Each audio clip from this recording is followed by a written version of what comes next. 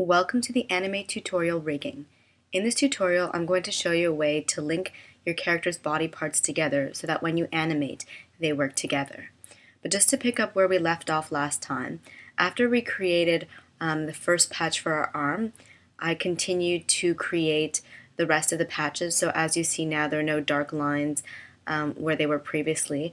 And anywhere where I had a patch, I now have a row of symbols. The one thing that I forgot to mention was that although we nudged the body parts along the z-axis together for the front view in the first column, often when you then change views to three-quarter profile or to the profile view, there are things that are out of place. So I went through and I also z-nudged, as you can see through these keyframes, the first column of the second or third view. So I think it was really just the second arm, so this arm on this side, that was giving me some trouble. So the first thing that we're going to do in the rigging tutorial is create a master peg, and that peg is going to house or be able to move or be able to accept transformations and keyframes for all the body parts of your cartoon rabbit. So generally, when you create a peg, if you have a layer selected and you click on the peg button or add peg button, it creates a peg directly for that layer and takes on the name of the layer but adds a -p. So I'm just going to undo that. If you have everything selected and you click on the peg button, then it individually gives a peg for every single one of your drawing layers. So we don't want that either. I'm going to undo that. What we want is for nothing to be selected in the timeline and then to create a peg.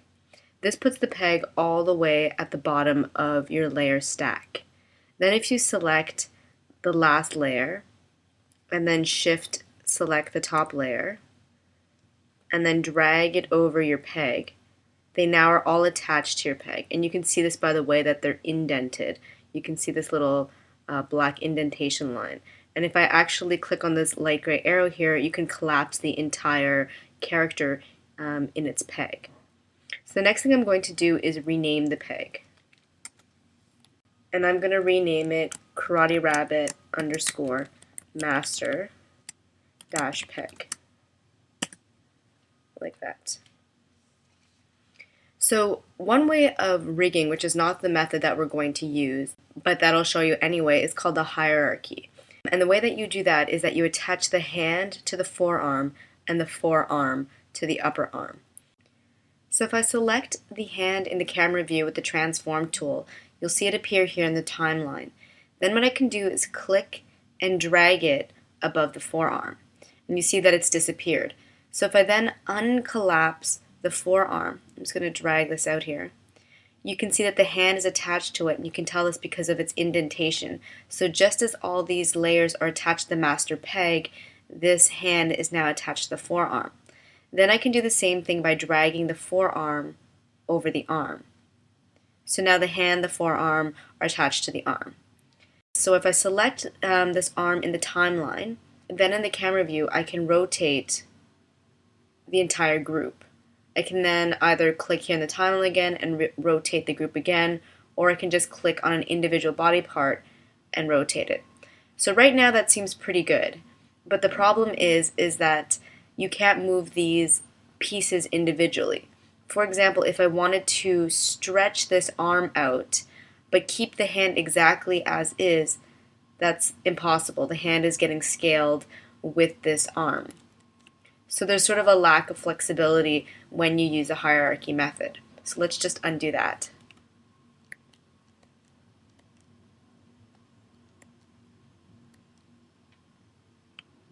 Which is good.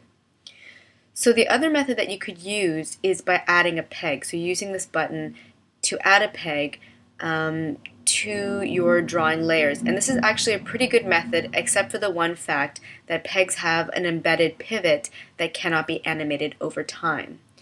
So to work around this problem, what we're going to do is use drawing layers as pegs. And I'll show you what I mean. So I'm going to click on the Add Drawing Layer button here. And then I'm going to rename my drawing right away to Karate Rabbit 02 arm -peg. And it's very important that you use this notation of peg at the end of whatever layer name that you choose, because the symbol for this layer is that of a drawing. It doesn't have a peg symbol like this. So unless you write it, you won't remember that you're using this drawing layer as a peg. So then what I'm going to do is drag it under the master peg and then attach the arm to it. Then what I'm going to do is create another drawing layer. And I'm going to rename this one as well to Karate O2 lower arm dash peg. And to this peg, I'm going to attach the forearm and the hand. And I'm actually going to bring the hand below the forearm.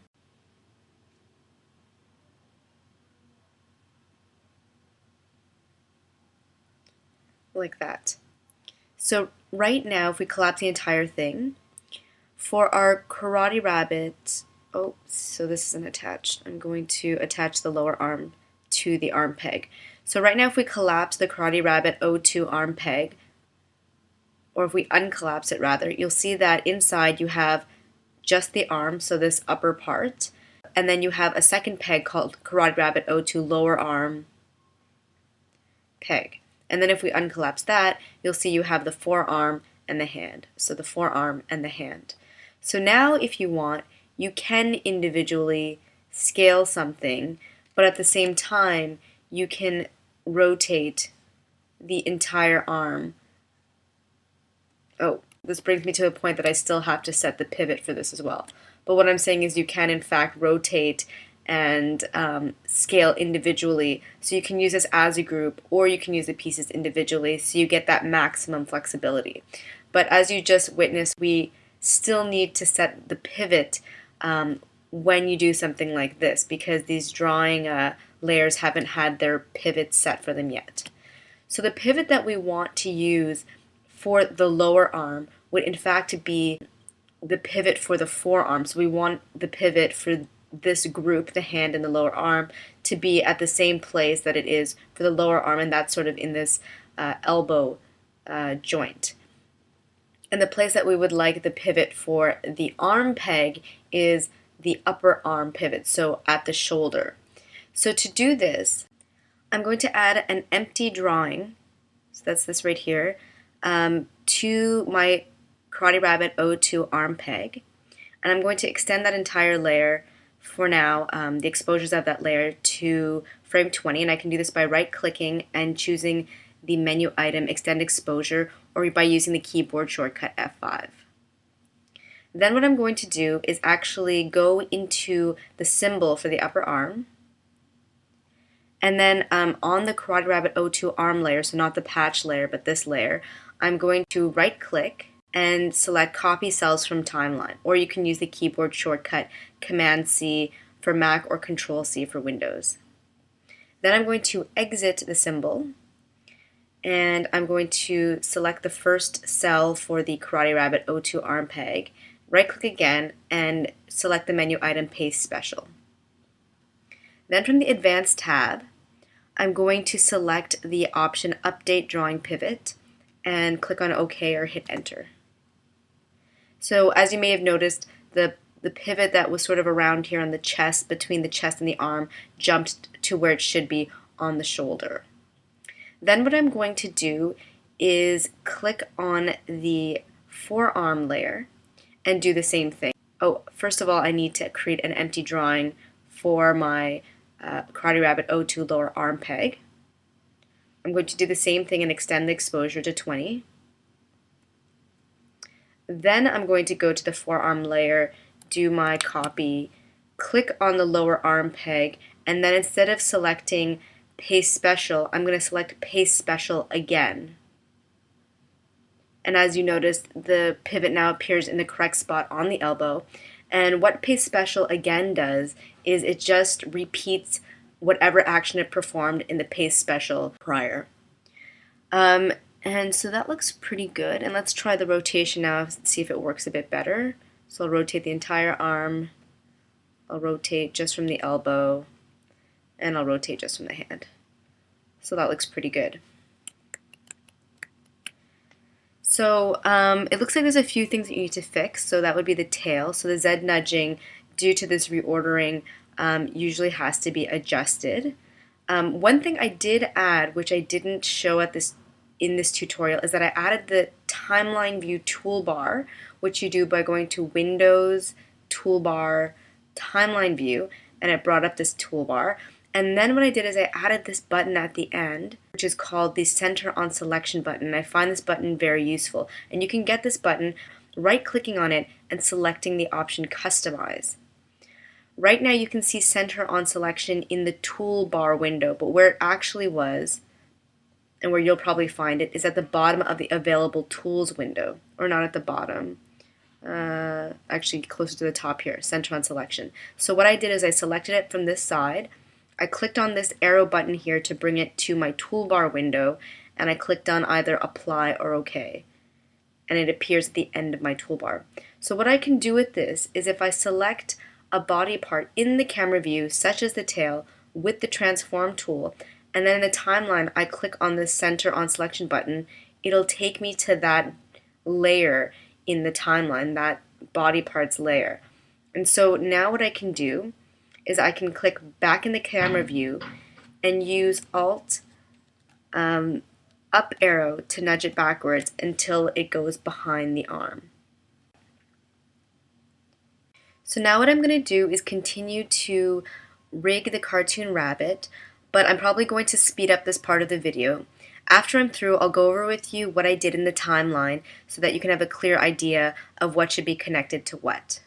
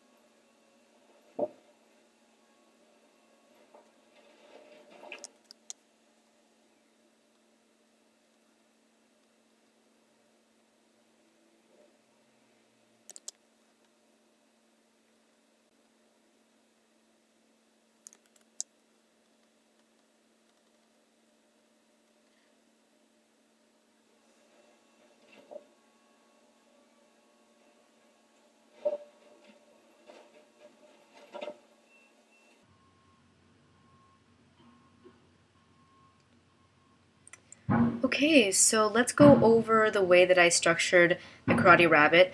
If I made any mistakes, you might see the difference in the sample material, so I would take the sample materials word over what you see here in the video. I'm pretty sure this is the way the structure should be, but often after I finish a video I realize, oh, maybe I should have attached this here or there, but this is basically what it should look like. So we have the master peg, and attached to the master peg are two other pegs, the upper body and the lower body. So the upper body's pivot is actually at the navel of the Karate Rabbit, and it moves obviously the upper body of the entire rabbit. And the lower body does the same. We took the pivot of the hips and it moves the entire lower body. I actually included the tail as part of the upper body just because it's so high up and it kind of sits more behind the body. Then if we go into the upper body, we'll see there's two more pegs. There's the body peg and there's the neck peg.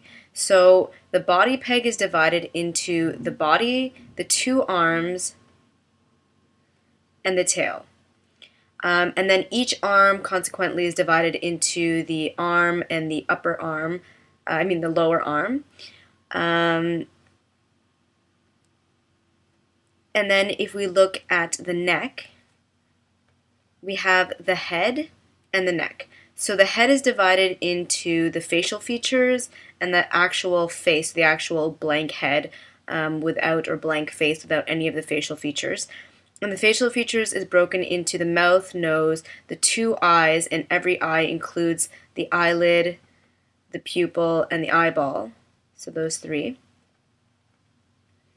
And the two eyebrows. And I believe that's it for the facial features. And then the entire head, as I mentioned, contains the facial features, the face, and the two ears.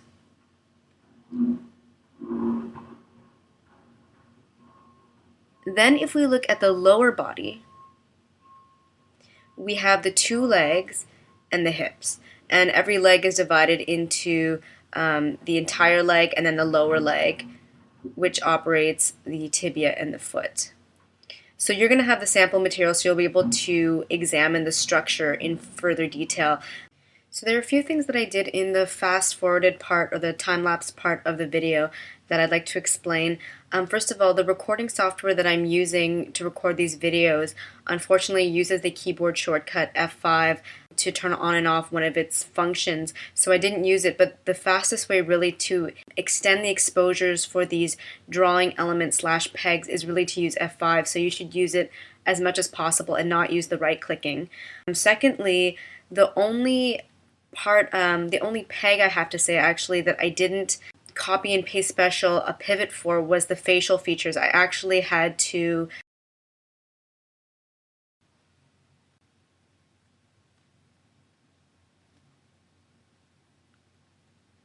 there we go. So I actually had to place the pivot in the center of all the facial features using the pivot tool. So that's something you're going to have to do as well. And I just sort of tried to make it in the center of all the features, so an equal distance from the two eyebrows and the bottom of the mouth. The next thing I wanted to mention is to be careful when you exit a symbol. The software automatically jumps you back up to the top where the master peg is, so you may have been working farther down below, and then as soon as you enter your symbol then exit, you'll find you're back up here, and then you might get confused. So you really have to be careful with that. Use this feature a lot, the center on selection button, to just simply select again what you were working on and find it in the timeline, and that way you won't get mixed up. The next thing I realized is that even though we copy and pasted the pivots from various body parts up to their peg, the most appropriate one, of course, I realized that once we change views, we also have to repaste the new pivot. So let me try to find a good example. I actually think the arm might be a good example. So yeah, here already I'm going to have to Z nudge it to bring it back to where it should be.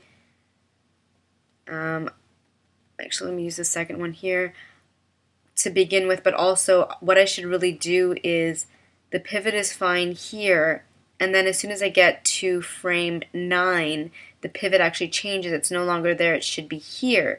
So what I can do is click on this button here, duplicate drawings, and what it does is it actually, I don't know if you notice, cuts sort of a line in this row of exposures. So now these drawings, or these exposures which are linked to the same drawing, and these exposures which are linked to the same drawing are different, which means that I can place the pivot differently. Whereas before, if I move the pivot here, it would also move over here or any of the drawings in this row.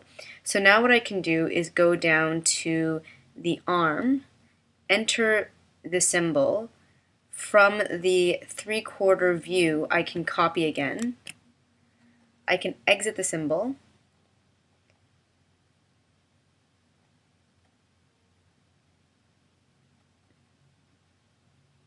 So I'm going to go back up to this peg right here. And now what I want to do is do my paste special again. Or this time I'm just going to paste special and not paste special again, just to be sure. Yeah, there we go. So you have to make sure you select Update Drawing Pivot.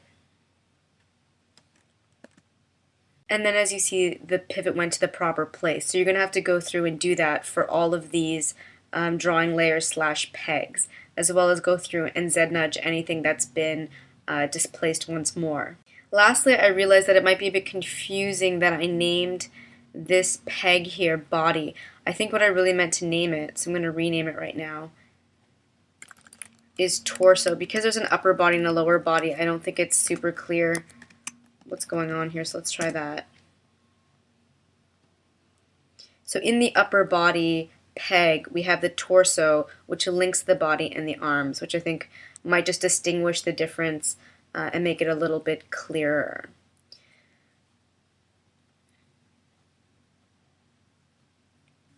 So I believe that's it for the tutorial rigging. Stay tuned for the next tutorial using effects to fix the character's mouth.